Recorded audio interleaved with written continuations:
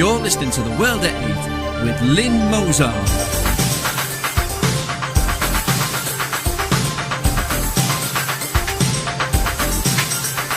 The World at 8, the number one in nationalist news. Highlights of the news today, Wednesday 16th of July 2014. 4 illegal workers arrested at Indian night in Chelmsford as charity night is axed. Barking and Dagenham market trader selling dangerous toys forced to pay £1,000. 660 child sex abuse arrests. Police hold hundreds of suspected paedophiles, including doctors, police officers and teachers.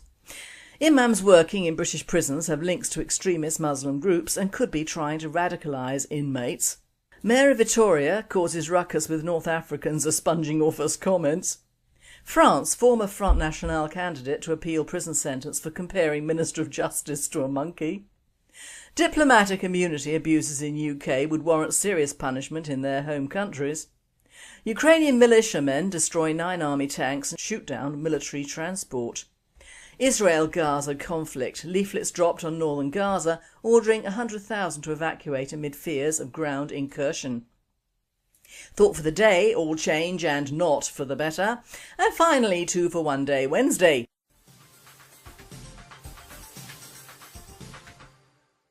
UK news. 4 illegal workers arrested at Indian nights in Chelmsford as charity night is axed. Diners at a restaurant's charity meal were turned away on Thursday, July 10th, after an unexpected visit from immigration officers revealed 4 workers were employed there illegally. Indian night on London Road and the approach to Chelmsford was forced to cancel the fundraising meal for the Jay's Hospice after enforcement officers detained 4 Bangladeshi staff working there without proper documentation earlier that evening. The restaurant now faces a fine of up to £80,000 or £20,000 per worker, unless the owners can demonstrate that appropriate pre-employment checks were carried out. Checks revealed that 4 members of staff were immigration offenders from Bangladesh. 3 of the 4 men arrested, aged 41, 37 and 31, had overstayed their visas, while the 4th, aged 33, had entered the UK illegally. The 37-year-old and 31-year-old had been detained and the others released on immigration bail while work to remove them from the UK is carried out. Owners of Indian Nights Azad Ali said it's with great sadness and after months of hard work and preparation that we had to cancel the charity night on July the 10th to raise money for the Jay's Hospice, our 3rd charity night for local causes this year, because of a routine inspection from immigration officers. World to date, tough. If a European opened a restaurant in Bangladesh, they would face much worse from the locals than routine inspections. This doesn't justify employing illegal immigrants as workers. We should get much tougher.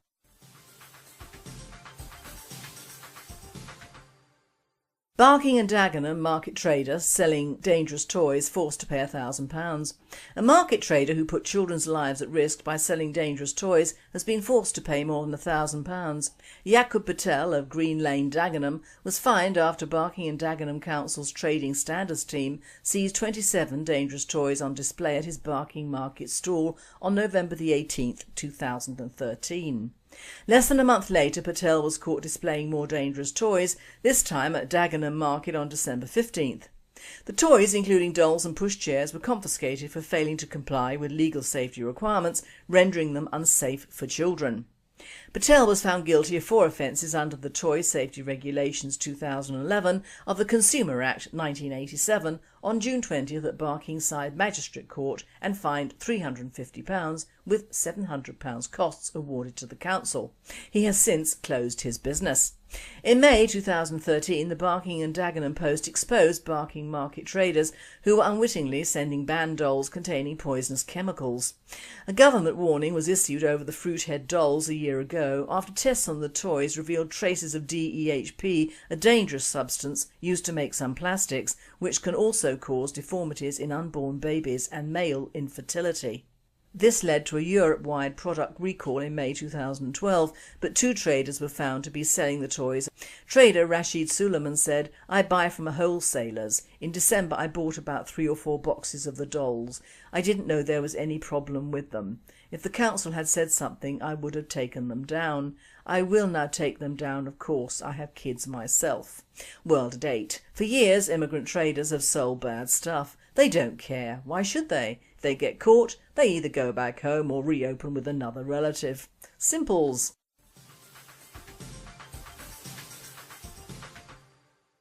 "660 child sex abuse arrests. Police hold hundreds of suspected paedophiles, including doctors, police officers and teachers." Police forces across the country have arrested 660 suspected paedophiles, including doctors, teachers and former police officers, in the biggest operation for more than 10 years targeting online child abusers.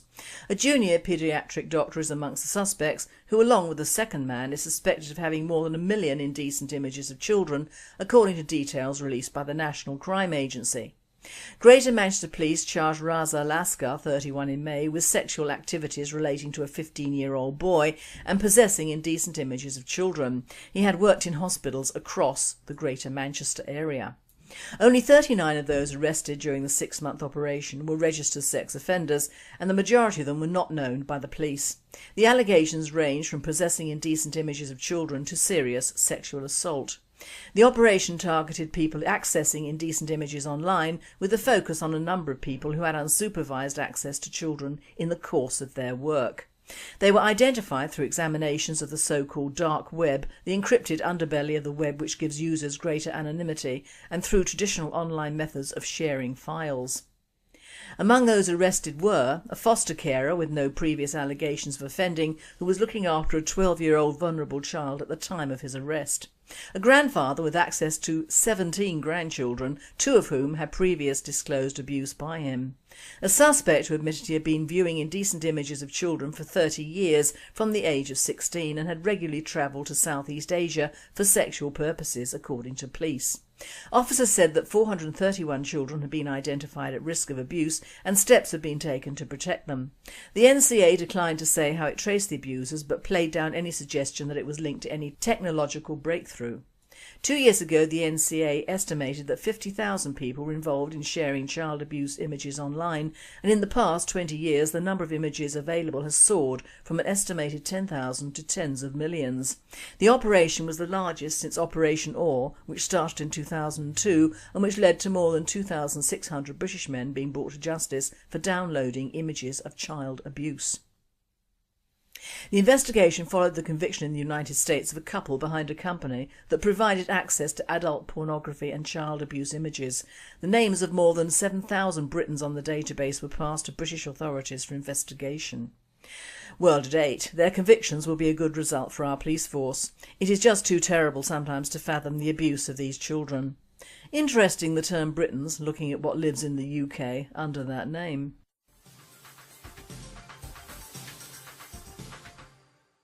Imams working in British prisons have links to extremist Muslim groups and could be trying to radicalise inmates. Imams with links to extremist Muslim groups are helping to turn Britain's prisons into state-funded breeding grounds for extremism, an expert has warned. The Prison Officers Association described the threat of inmates being radicalised as a real problem. There are 11,683 Muslim prisons in Britain's jails, and the government has deployed imams to help steer them away from extremist paths. Professor Anthony Glees, head of the Centre for Security and Intelligence Studies at the University of Buckingham, told the Daily Mail, "Our prisons have turned into a state-funded breeding ground for extremism. It is completely unacceptable that imams with extremist views are allowed to preach in prisons." Some of the preachers visiting Muslims in jails are fomenting resentments and putting extreme views to them, Professor Glees explained. He said what these preachers do is put extreme views to prisoners. To example, gays should be hanged, the Jews plus CIA carried out 9/11, adulteresses should be stoned to death. They foment resentments, and when you add extremism to resentment you get radicalisation and ultimately terrorism. Not every radical is a terrorist, but every terrorist has been a radical. World at 8. To my knowledge, in one prison the only religious person they have is an imam. No one from the Christian church is on duty. To many Muslim criminals it's home from home.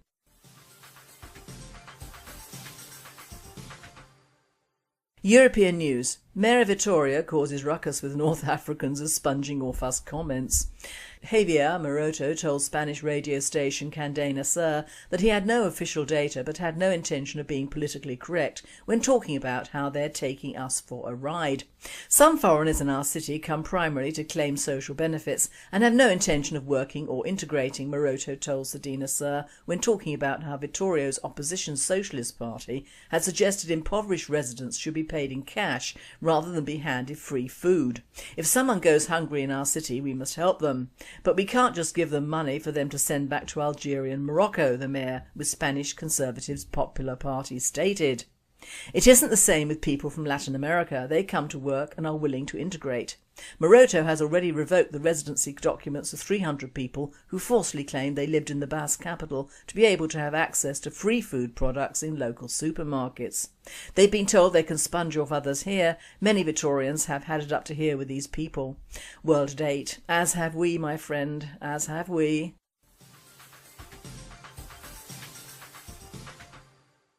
France, former Front National candidate to appeal prison sentence for comparing Minister of Justice to a monkey. Anne-Sophie Leclerc, a right-wing French politician, was sentenced to 9 months in prison for comparing France's Minister of Justice to a monkey, will appeal her conviction. The ex-candidate for the Front National Party was also banned from working in politics for 5 years and given a €50,000 fine. In October 2013, Leclerc caused uproar throughout France when a photo was posted on her Facebook page comparing Christiane Taubira to a monkey. Her actions provoked a criminal investigation and her ultimate exclusion from the right-wing Front National. She defended her actions. This photo was a joke. The image was posted on my Facebook page and I deleted it a matter of days afterwards. I did not create it, she argued. The Front National issued a statement condemning the actions of Leclerc. Her opinions are contrary to the values the party defends, it read. The party was issued with a €30,000 fine. The former politician also commented on the image saying, "Ultimately I prefer to see her in the branches of a tree than in government." World at 8. Well, at least she didn't say swinging in a tree, did she?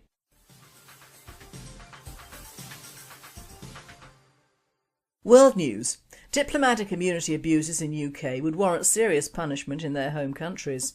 Mark Simmons said Scotland Yard had flagged up 14 serious offences by people with diplomatic immunity.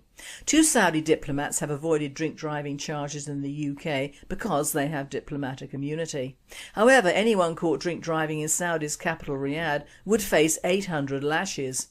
A Pakistani diplomat is alleged to have committed a domestic rape while under the protection of diplomatic immunity, the Foreign Office said. The rape allegation was among 14 offences alleged against foreign diplomats, which included a child abduction by a Pakistani diplomat, claims of actual bodily harm against a Cameroon and a Zambian diplomat, and a sexual assault alleged against a Zambian diplomat.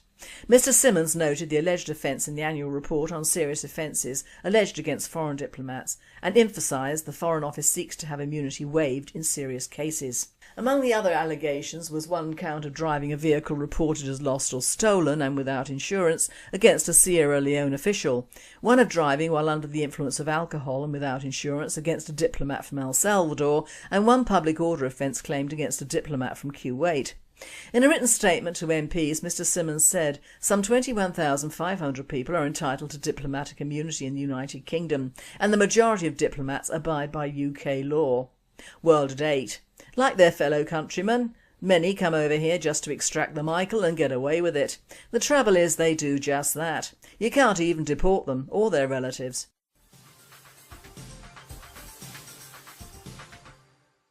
Ukrainian militiamen destroy 9 army tanks and shoot down military transport. Militiamen in the southeast of Ukraine said they downed 2 government warplanes and destroyed 9 army tanks, 1 armoured personnel carrier and several mortar positions. The militiamen now have a Grad multiple rocket launcher, artillery systems and an attack plane. Meanwhile, the Ukrainian authorities are continuing an anti-terrorism operation in the Donetsk and Luhansk regions. Also, a Ukrainian military transport plane was shot down on Monday along the country's eastern border with Russia, the defence minister said. Rebels in conflict-racked eastern Ukraine immediately claimed responsibility for downing the Antonov 26, but Ukrainian Defence Minister Valery Hetley said the rocket may have been fired from Russia.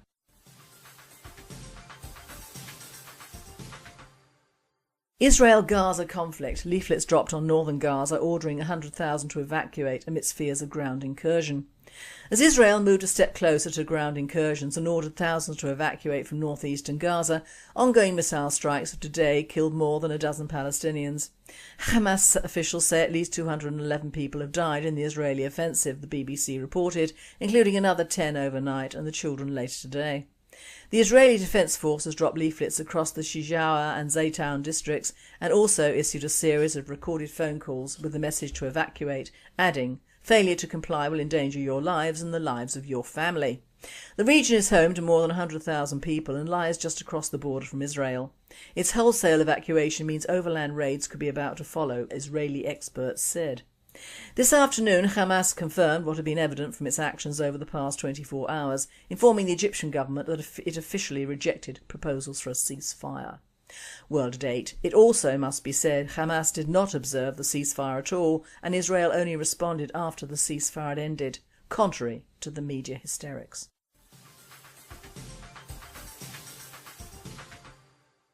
Thought for the day: all change and not for the better. I didn't think certain things could get much worse, but they are, especially with the so-called cabinet changeover initiated by Cameron, who is clearly not having a clear future foresight moment here. It shows only too clearly the plan is working yet again: get rid of senior male white politicians who, although I am an ex-conservative, do have years of experience between them handling various political dramas, albeit well or badly, but at least don't run to the bathroom with a box of tissues when everything blows up, which his newbies might well do. Now I'm a woman, albeit entering the crone-like stage of my life, but still appreciate the sisterhood of women, except in certain places where life and experience has taught me that men handle certain situations much more efficiently than women. Sorry girls, they do. Just being a tough cookie doesn't make one able to see a problem from a completely different angle, and it is true that men and women do operate from different sides of their brains. This is why, although I applaud women judges and certain other professional occupations we occupy, I'm firmly against having a plethora of young female bods around Parliament or in high places, because I firmly believe they will not do the job well, indeed if at all. The loss of many of these middle-aged or elder statesmen is yet another admission that the UK establishment has really lost its way. Could you honestly see other European countries ditching their experienced politicians for a band of newcomers waiting in the wings? I don't think so, or Merkel would have been out long ago, as she's my age. No, Cameron, this move will not win any votes in the next elections. In fact, it is a vote of non-confidence. For the last few years these guys have been working their butts off. Now, an ex-con I may be, but you have to admit, whether you agree with certain policies or not, that certain parties do stand for certain things, and those things they usually do fairly well. Conservatives have always stood for the privileged, although that name has changed meaning over the last few years. They do know how to treat foreign powers and handle difficult situations abroad, generally. Also, cons know about money, or rather used to. Now, Labour used to stand up for the old working class and the unions, none of which they do now. Liberals have always been just that, liberal. UKIP has revealed a hidden agenda in the appointment of a Muslim, Amjad Bashir, into the UKIP melee. A snippet from my pal Merlin. How can anyone doubt about it? UKIP is just another multiracial party wrapped up in a union flag that has absolutely no interest in protecting the customs and culture of the indigenous people of Britain. But if anyone still needs persuading, I invite you to look at the new UKIP MEP for Yorkshire, Amjad Bashir. Now, Mr Bashir might well be a personable individual, but he's also a Muslim who, as far as I've been able to ascertain, has never denounced the cruelty of the Islamic creed towards women and or non-believers. So why has Farage put him on the Europol Human Rights Committee? Additionally, the same Mr Bashir has grown rich by selling halal meat products, both in his own restaurants and to supermarkets and other outlets. He praises the value of diversity, for example, split communities, split loyalties, split cultures, implying that such things make us stronger. So no need to wonder why Farage always sits on the fence about halal slaughter. No, the political scene, even without the fetus Hague, is sadly diminished, and as a nationalist this doesn't bode well for the UK or its future. Cameron has proved if you're pale, old and stale, you don't count, and the problem with that thinking is that it is mainly the old, pale and stale who are still paying their taxes, have always done so, and most of them still vote Conservative, and I believe that with Farage sitting firmly atop the local mosque, they still will, because they have no one left to identify with in UKIP, which they don't. The miserable diversity-ridden teachers, labelled the new teachers, are all waving their parents' CND badges and declaring victory as Gove hides off into what is laughingly called central government. Although the very opposite of a nationalist, Gove still did try to instil teaching values in the state schools for his own tribe as opposed to a clutch of semi-social workers on a political multiracial bender, which is what will happen now in our education system. Absolutely nothing, and still running on the multi-ethnic stats of St Mary's C of E Primary School, Manchester, in which only 20% have English as their prime language. A winning combination for the plan. It is classed as an amazing school, probably because there is very little left of traditional England in either its pupils, teachers or curriculum. So much for the Church of England sticking to Christian traditions of prayers and scriptures. R.I.P. Gove, you will be missed. Another blast for the culture of England is the instatement of women bishops. Sorry, not having a bash at my own sex day, but really? Looking at the female retard burbling on about waiting for years for this made me want to heave. I wouldn't talk to her about my relationship with the big G if she were the last person on earth. She struck me like an out-of-work social worker, and we all know how I view them. What has happened to the Church of England? And of course the answer is they are, unlike the Catholic Church, answerable to whatever government is in power. It is the government that appoints men like Welby to the Diocese of Canterbury, and previous to him other really unlikable guys. God help them if they come down to the women involved. It's enough to make you want to convert to Islam. No such problem there, I feel.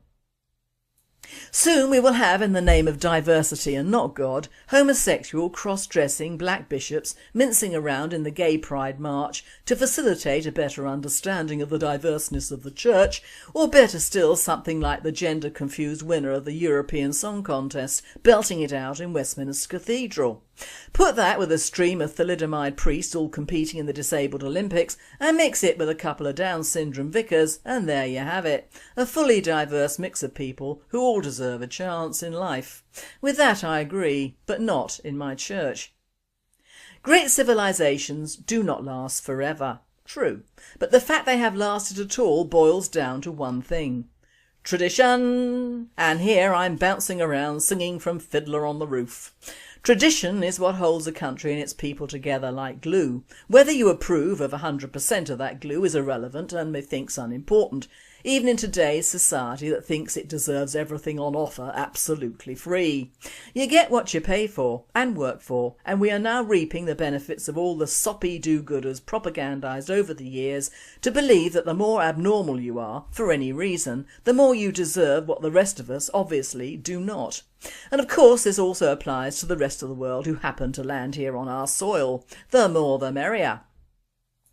Yes sir, of course we'll put you on the local council and then in Parliament because of course having come here not speaking English and doing so well out of the dumb British blurbs and knowing all about corrupting and starving your fellow countrymen in whatever hellhole you came from, this should equip you wonderfully for trying to run the UK. And just to help you, we'll put you beside a young white woman who is well versed in diversity and can help you take her job at a later date as well. The path has been laid out beautifully, and all in the name of a diminished United Kingdom, and a trumpeted entrance for the new multicoloured, disabled, mixed-gender, mentally challenged retard of the block.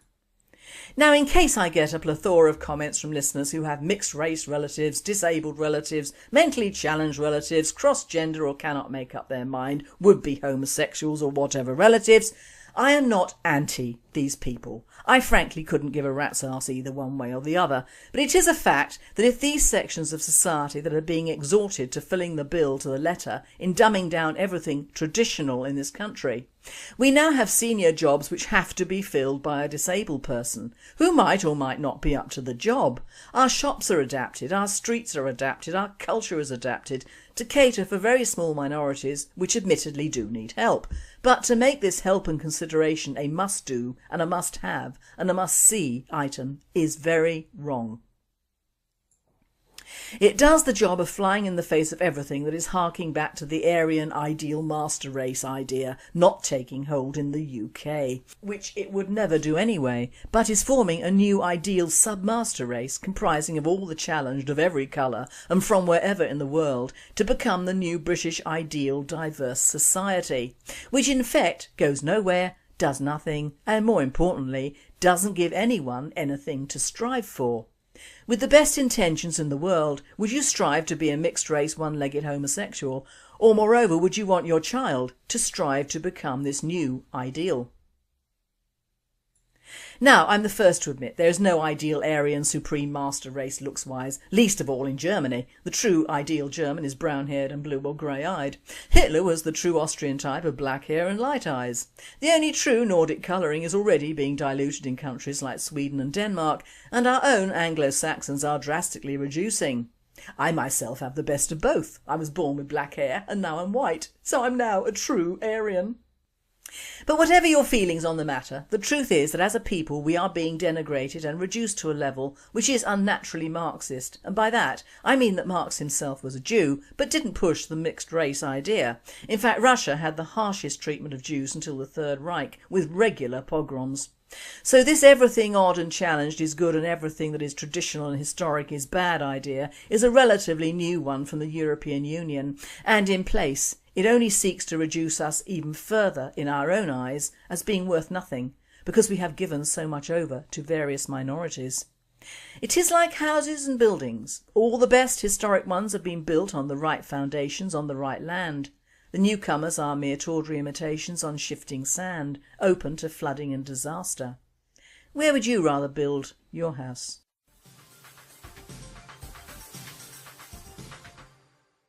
And finally, 2 for 1 Day Wednesday. The Archbishop of Canterbury and the Royal Commission for Political Correctness announced today that the climate in the UK should no longer be referred to as English weather.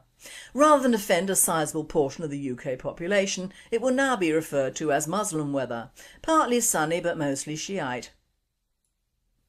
And in pharmacology, all drugs have two names, a trade name and a generic name. For example, the trade name of Tylenol also has a generic name of acetaminophen. Aleve is also called naproxen, amoxil is also called amoxicillin, and Advil is also called ibuprofen. The FDA has been looking for a generic name for Viagra. After careful consideration by a team of government experts, it has recently announced that it has settled on the generic name of My Cocks Are Flopping. Also considered were My Cocks Are Failing, My Dicks Are Drooping, My Dicks Are Rising, Dicks Are Fix, and of course, I Be Poking.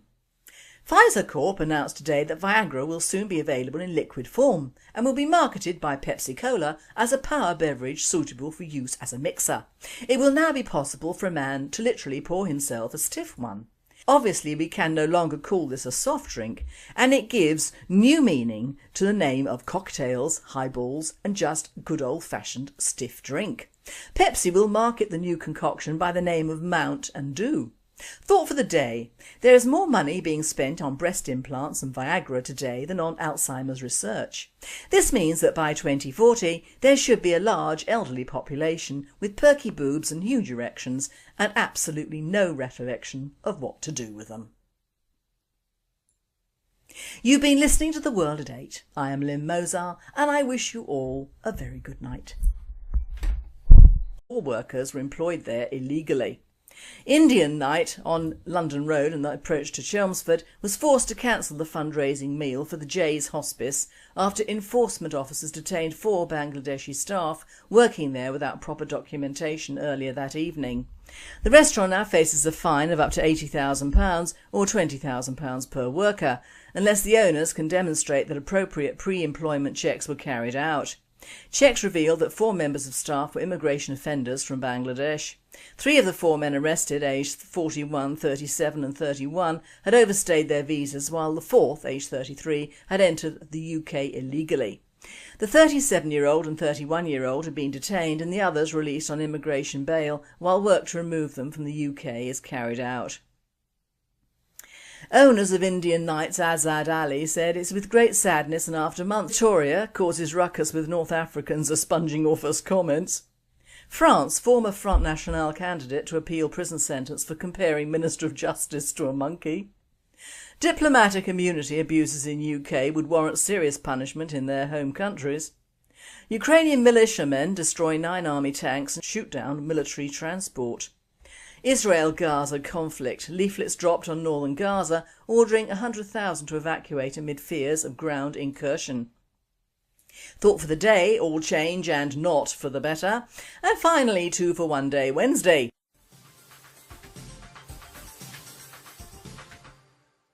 UK news. 4 illegal workers arrested at Indian Nights in Chelmsford at charity night is axed.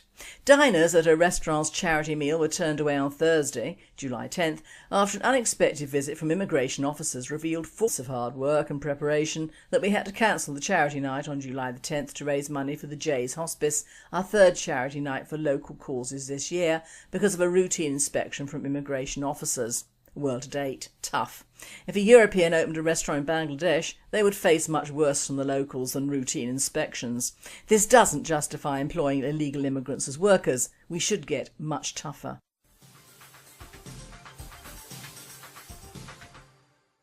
Barking and Dagenham market trader selling dangerous toys forced to pay £1,000. A market trader who put children's lives at risk by selling dangerous toys has been forced to pay more than £1,000. Yaqub Patel of Green Lane, Dagenham was fined after Barking and Dagenham Council's trading standards team seized 27 dangerous toys on display at his Barking Market stall on November the 18th, 2013.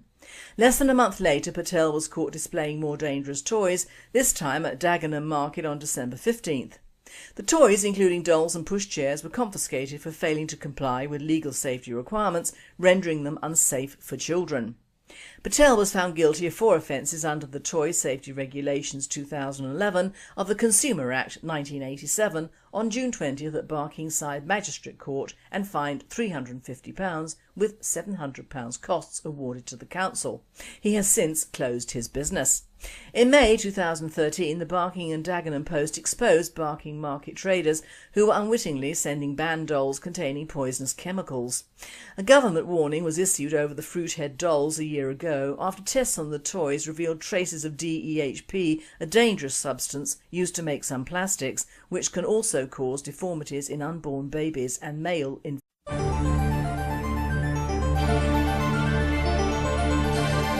You're listening to The World at 8 with Lynn Mozart.